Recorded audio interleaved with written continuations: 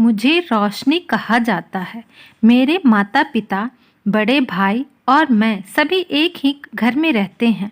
हमारे घर में सब कुछ आराम से चल रहा था। हमने अपने माता पिता को उतना ही प्यार और सम्मान भी दिया था। मैंने देखा कि पिता के काम पर चले जाने के बाद एक चाचा अक्सर घर आते थे, जबकि हमारा स्कूल लॉकडाउन के कारण बंद था और ऑनलाइन कक्षाएं चल रही थीं। हम कमरे में इसलिए रुके क्योंकि हम अपनी कक्षाएं ऑनलाइन संचालित करते थे।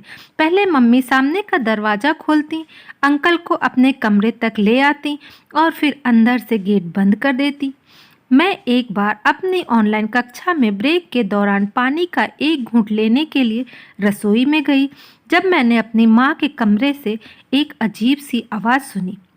मैंने दरवाजे पर दस्तक तो नहीं दिया, लेकिन मैंने बाहर से सुनने की कोशिश की।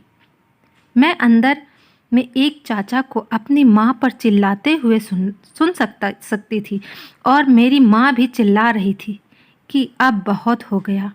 अंदर से अजीब अजीब सी आवाज़ें आ रही थीं। मैं बहुत डर गई। मैं वापस अपने कमरे में चली गई और अपनी ऑनलाइन क्लास करने लगी। उसके बाद से वो अंकल हर दूसरे दिन हमारे घर आते रहे।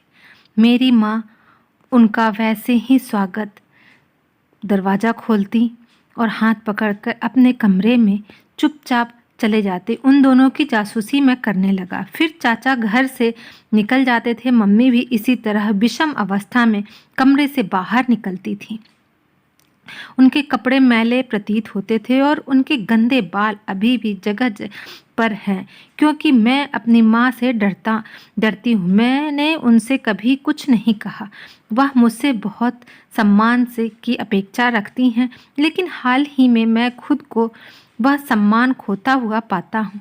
मैं चाहूँ तो यह बात किसी को नहीं बता सकता।